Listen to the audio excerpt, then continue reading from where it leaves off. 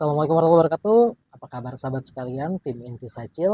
Oke, ini adalah video yang kami buat untuk tim Inti, di mana di video ini kita akan sharing-sharing tentang Sacil dan apa-apa saja yang perlu kita pahami bersama untuk sama-sama bisa berjalan di Sacil ini.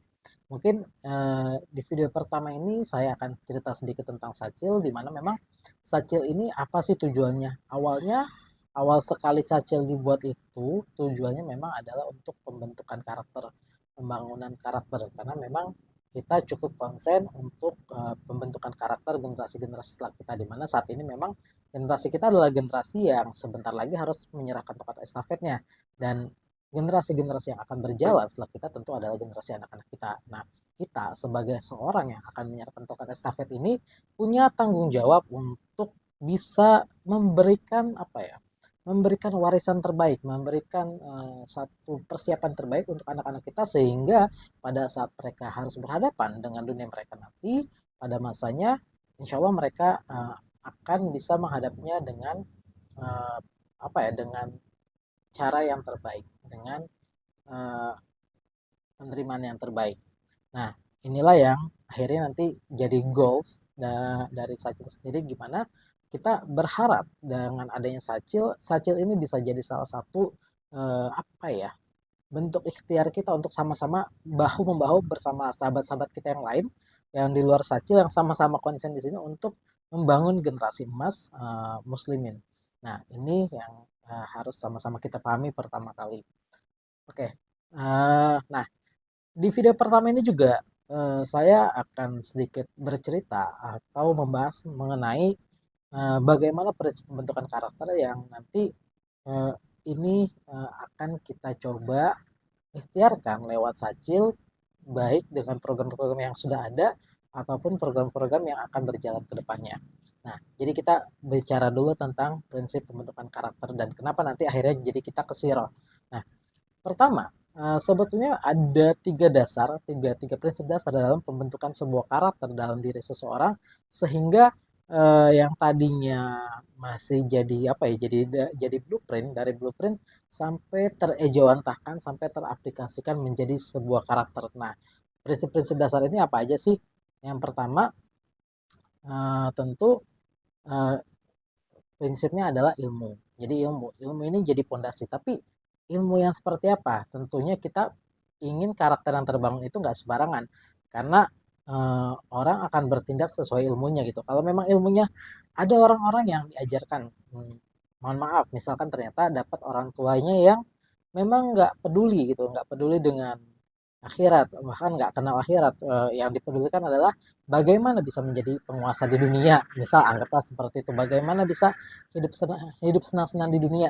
Tentu ilmu yang akan diajarkan ada ilmu yang mengantarkan ke sana gitu kan, mengantarkan anak-anaknya untuk ke sana. Misal taruhlah, ayo kalau kamu berteman, bertemanlah sama orang-orang yang bisa membawa keuntungan buat kamu saja, jangan mau berteman sama orang-orang yang cuma akan jadi beban kamu, misalkan seperti itu. Ada orang tua yang mengajari anak-anaknya seperti itu, dan itu ilmu gitu. Jadi ini adalah satu prinsip dasar, satu kunci dasar yang pertama banget untuk membentuk sebuah karakter. Jadi ilmu apa yang kita serahkan kepada anak-anak kita, ilmu apa yang kita turunkan, yang kita berikan, itulah yang akan jadi dasar pembentukan karakter anak-anak kita. Maka di Sacil, dalam Islam juga kita akhirnya mendapati satu, bahwa ada satu kewajiban bagi orang tua untuk menanamkan ilmu dasar ini. Ilmunya apa sih?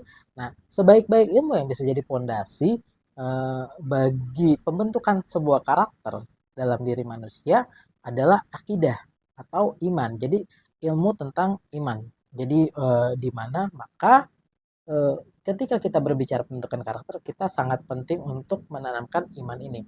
Iman itu di mana sih gitu. Jadi kalau kalau kita berbicara akidah, akidah ini berbicaranya area iman. Jadi kalau kalau kita pakai konsepnya rukun iman, ya berarti yang 6 iman ini, 6 rukun iman ini. Tapi 6 rukun iman ini bagaimana supaya ini bisa tersampaikan ke anak-anak, nggak cuma sekedar jadi poin-poin saja, tapi jadi sesuatu yang memang bisa di apa ya, bisa dihayati dan bisa nanti diaplikasikan dalam kehidupan. Nah, jadi kalau kita bicara akidah, itu tadi adanya rukun iman. Nah, maka ketika kita berbicara pendidikan karakter dalam apa yang kita perjuangkan di Sacil, tentu kita ingin akidah ini, ilmu tentang akidah ini jadi satu pondasi dasar yang akan dipegang oleh anak-anak kita sehingga nanti ketika anak-anak kita bergerak kemanapun, pada usia berapapun, dimanapun dia tempatnya, sama siapapun, itu yang jadi pondasi dasar karakter mereka. Nah, sehingga apapun yang terjadi, insya Allah mereka akan selamat dengan akidah yang tepat. Akidah yang tepat. Nah, jadi itu intinya. Nah, kita selanjutnya ketika kita berbicara pendidikan karakter ada kunci yang kedua. Kunci kedua setelah ilmu adalah sebuah interaksi. Nah, ini sebetulnya adalah bagian yang hilang dalam pendidikan kita, dalam sistem pendidikan kita selama lebih dari 10 tahun ya. Sudah lebih dari 10 tahun terakhir ini hilang gitu, di mana memang interaksi ini yang akhirnya dicabut dalam pendidikan kita. Jadi mungkin pada masa-masa dulu tahun 90-an guru-guru kita mungkin tidak cukup excellent gitu dalam keilmuannya atau cara menyampaikan kurikulumnya. Tapi eh, guru-guru kita pada masa itu banyak sekali yang cukup saya nggak bilang semuanya. Tentu akan ada cacat di sana sini namanya oknum ya. Tapi banyak pada masa itu guru-guru yang memang punya konsen kepada murid-muridnya dan mereka akhirnya punya interaksi yang cukup intens dengan murid-muridnya dan interaksi yang baik ini ya, interaksi yang cukup intens ini akhirnya membentuk karakter murid-muridnya, di mana murid-muridnya akhirnya meniru, mencontoh. Makanya dalam hal interaksi ini, dalam pembentukan karakter, Rasulullah juga bersabda gitu bahwa bertemanlah dengan orang yang tepat gitu. Anda berteman dengan apa tukang minyak wangi, maka Anda akan kebagian wanginya. Dan Anda berteman dengan pandai besi, ya Anda akan kebagian panasnya gitu kan. Jadi ini sebetulnya adalah salah satu apa ya? Salah satu isyarat betapa pentingnya interaksi ini dalam pembentukan sebuah karakter. Maka ketika kita berbicara pembentukan karakter, tentu kita ingin anak-anak kita mendapatkan interaksi yang baik dengan orang yang baik. Nah, maka siapa sih orang yang paling tepat untuk memberikan apa memiliki interaksi yang intens pada anak-anak kita dan bisa menjadi contoh yang terbaik? Sebetulnya ya idealnya itu kita sendiri gitu. Kita sendiri kenapa? Ya karena ketika kita memposisikan diri kita sebagai seorang yang akan menjadi contoh, yang menjadi teladan untuk anak-anak kita dan kita berinteraksi dengan baik dengan mereka, tentu itu akan jadi jariah kita yang akan terus berjalan, terus mengalir bahkan ketika kita sudah tidak ada di dunia ini. Jadi maka ini adalah bagian penting. Jadi untuk ayah ibu, ayah bunda di rumah bangun interaksi yang baik. Interaksi yang baik itu ya tadi intens, sering atau membekas gitu. Jadi ada interaksi-interaksi yang memang mungkin tidak bisa seintens itu tapi bekasnya ada. Seperti misal kalau kita berbicara tentang interaksi ayah dan anak ya interaksinya Nabi Ibrahim dan Nabi Ismail. Interaksinya sangat-sangat sangat sedikit, waktunya terbatas tapi memiliki bekas yang kuat. Nah, kalau berbicara ini sebenarnya nanti butuh bahasan satu lagi yang agak beda, tapi kita bakal bahas juga sedikit di sini. Kuncinya adalah yang membuat interaksi antara Nabi Ibrahim dan Nabi Ismail yang sangat-sangat singkat dan jarang itu begitu membekas, ada pada interaksi Nabi Ibrahim dengan Ibunda Hajar, di mana Nabi Ibrahim itu adalah sosok suami yang memang sudah apa ya sudah kholas sudah selesai sudah istrinya menerima itu dengan segala kelapangan dada sehingga ketika berbicara apapun tentang ayahnya kepada anak-anaknya, pembicaranya tentu yang baik-baik dan pembicaraan yang baik-baik ini yang nanti akhirnya menjadi pengganti interaksi antara ayah dan anak. Jadi anaknya akan belajar dari sosok ayah yang ada di dalam cerita ibunya. Nah ini sebenarnya bisa juga jadi solusi untuk yang nanti misal taruhlah single parent dan lain-lain. Tapi itu nanti bahasan yang lain. Jadi ini adalah kunci kedua dalam pembentukan karakter interaksi. Maka kita pastikan anak-anak kita mendapat interaksi yang tepat, interaksi baik dari kita atau orang-orang terdekatnya yang memang bisa memberikan warna yang tepat, warna yang baik sehingga nanti yang terbentuk adalah karakter yang terbaik insya Allah. Nah, kita lanjut pada kunci yang ketiga. Nah, kunci yang ketiga ini adalah kunci yang apa ya? Kunci yang paling akhir tapi ini penting gitu.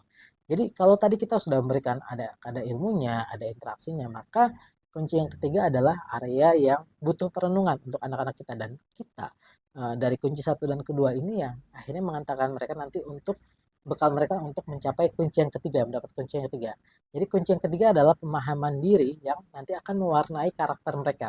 Jadi eh, warna ini beda sama apa ya, sama sama eh, sama base dasarnya gitu, kayak kayak misal gini, kalau kita analogikan sama handphone atau sama laptop, base-nya dasarnya sama, mainboardnya sama gitu.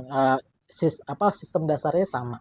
Tapi ketika nanti kebutuhannya berbeda atau ada di tangan yang orang yang berbeda, tentu akan jadi customize. Jadi laptopnya sama, tipenya tipe A, tapi nanti dipegang sama si A jadinya seperti ini, dipegang sama si B jadi seperti ini. Nah, pemahaman diri ini yang nanti akan mewarnai karakter anak-anak kita, dan pemahaman diri ini memang butuh perenungan dan butuh waktu bagi siapapun yang ingin karakternya jadi apa ya, nggak cuma sekedar jadi tapi berkembang mekar, adalah butuh waktu untuk memahami dirinya sendiri. Sebetulnya dia itu siapa, eh, dia itu karakter apa, dia itu punya kelebihan-kelebihan apa. Karena adalah satu kenyataan bahwa Allah menitipkan kelebihan-kelebihan yang berbeda bagi tiap manusia. Jadi ini butuh perenungan untuk siapapun untuk mengenali dirinya sendiri. Kelebihan dia apa, dia bisa ambil peran apa, dan lain-lain. Dan tentunya nanti yang drive-nya itu adalah di kunci pertama dan kedua. Nanti kunci ketiga ini adalah bagian pematangannya. Nah, itu adalah tiga kunci yang apa ya? Yang akan membentuk karakter anak-anak kita, dan karakter kita sebetulnya pun terbentuk dari tiga kunci ini. Maka ini jadi bagian yang kita perjuangkan dalam program Sacil ini. Makanya kenapa kita masuknya kepada Siro. Nah, kenapa Siro gitu? Karena dalam Siro jadi ada perbedaan antara Siro dan Sajarah. Sejarah itu kan dari pohon syajaratun gitu, syajaratun, di mana sejarah itu lebih mengacu kepada cabang-cabang, pada cabang-cabang peristiwa tanggal apa aja. Nah, sementara siro ini lebih dalam daripada sekedar sejarah. Jadi dalam siro itu dibahas apa saja sih yang terjadi dalam sejarah itu, bahkan sampai pada apa ya, motif-motifnya gitu, motif-motifnya yang kenapa ini sampai terjadi, ada motif apa, kenapa si A melakukan ini, si B melakukan itu, dan ini yang ada di Sirah. Nah, ketika kita bicara tentang Sirah Nabawi, tentu di situ adalah sebuah apa ya, sebuah penggambaran bagaimana hukum-hukum Al-Quran, bagaimana Al-Quran yang Allah turunkan ini bisa terejawantahkan, teraplikasikan dalam kehidupan nyata. Maka kalau kita mau lihat itu teraplikasikan, lihatlah di Sirah. Bagaimana Rasulullah bersikap, bagaimana Rasulullah menjalani hidupnya, itu sebetulnya adalah aplikasi dari Al-Quran. Nah, dengan kita berbicara sirah pada anak-anak, kita bisa mendapatkan banyak hal. Tadi kita bisa mengajarkan akidah, di mana memang akidah ini sulit ya kalau tidak diajarkan dengan contoh. Misal, contohnya ya, akidah itu salah satu akidah adalah percaya, beriman, yakin pada qada dan qadar, pada takdir Allah. Lalu yakin pada takdir Allah itu gimana gitu? Bagaimana sikap kita ketika menghadapi takdir, karena takdir itu tidak semuanya enak gitu, tidak semua, ada yang susah, ada yang enak. Nah, ini kan nanti itu contohnya ada di Siro, dan itu contohnya real, nggak karangan-karangan, dan inilah yang nanti akhirnya bisa menjadi contoh bagi anak-anak kita dan bagi kita sendiri tentunya. Nah, itu kenapa kita masuknya ke Siro, sehingga harapannya dengan Siro ini apa ya, kita bisa lebih dari sekedar bercerita tentang kejadian yang sudah terjadi pada masa lalu, tapi kita bisa juga mentransfer value-value yang ada dalam setiap kejadian yang Allah pampangkan di hadapan kita tersebut. Jadi sehingga value-value ini yang akan bisa diambil dan diaplikasikan oleh anak-anak kita ke depan, dan tentunya mudah-mudahan jadi salah satu bagian penyelamat yang menjadi keselamatan mereka ke depannya. Nah, harapan, nah itu tadi kenapa akhirnya kita mainnya kita berjalannya, bergeraknya di Siro. Terus harapan dari Sacil sendiri apa sih? Ketika kita berbicara harapan dari Sacil, eh, apa ya? Jadi Sacil itu kalau saya bilang kayak sekali dayung dua dua tiga pulau terlampaui. bukan 2 sampai 3 pulau, 23 pulau terlampaui. Harapannya itu dari Sacil itu nggak cuma sekedar jadi tempat kita berbicara tentang Siro, bukan cuma sekedar membumikan Siro atau mentransfer value-value. Kalau karena value-value aja kan cuma eh, ada yang bisa lewat kajian-kajian aja. Kita pengennya dari Sacil tuh lebih dari itu. Jadi ada beberapa harapan dari Sacil. Yang pertama tentu tadi dengan kegiatan Siro adalah kita bisa mentransfer value yang kita ingin sampaikan untuk bekal anak-anak kita ke depannya. Berikutnya, kita juga ingin dari Sacil ini jadi sebuah wadah yang untuk memfasilitasi tumbuhnya karakter-karakter luar biasa di generasi yang akan datang. Jadi kita pengen anak-anak kita itu punya saudara di mana-mana. Makanya ketika Sacil berkembang, oh nggak cuma di Pulau Jawa ya nggak apa-apa gitu. Nanti dia punya saudara di sini, di sini, di sini, di tiap pulau silakan, di tiap negara kalau perlu punya saudara-saudara yang memang saudara-saudaranya ini punya value yang sama karena belajar dari sumber yang sama. Terus mereka kita pengen itu mereka difasilitasi terus sampai besar yang akhirnya mereka punya ikatan ikatan ukhuwah Islamiyah yang baik sehingga kemanapun nanti anak-anak kita pergi mereka insya Allah ada saudaranya dan in case dalam satu waktu yang kita nggak tahu anak-anak kita ini sudah siap dan mereka ingin membuat sebuah gerakan yang besar, gerakan kebaikan yang besar, mereka sudah punya apa ya, sudah punya wadahnya. Udah ada orang-orang yang di sana yang bisa mereka percaya untuk sama-sama bergerak, berjalan bersama untuk dalam kebaikan. Nah, itu sih harapan besarnya. Tentunya itu harapannya apa ya? Panjang ya gitu. Kayaknya jauh, tapi ya walau alam gitu kan. Tugas kita cuma bergerak, meniatkan yang terbaik karena Allah. Insya Allah nanti mudah-mudahan Allah sampaikan kepada tujuan itu dengan caranya. Baik, itu dulu video pertama dari Sacil yang untuk tim intinya. Mudah-mudahan insya Allah nanti kita akan bahas lagi video-video selanjutnya. Nanti juga kita akan coba cerita Siro yang lebih detail supaya teman-teman dari tim inti juga bisa bercerita tentang Siro ini baik kepada anak-anaknya atau kepada mungkin anak tetangganya yang masih dalam jangkauannya atau nanti bisa bergerak lebih luas lagi. Mudah-mudahan jadi kebaikan kita bersama. Oke, itu dulu. Saya pikir undur diri. Mudah-mudahan info di video ini bermanfaat. Assalamualaikum warahmatullahi wabarakatuh.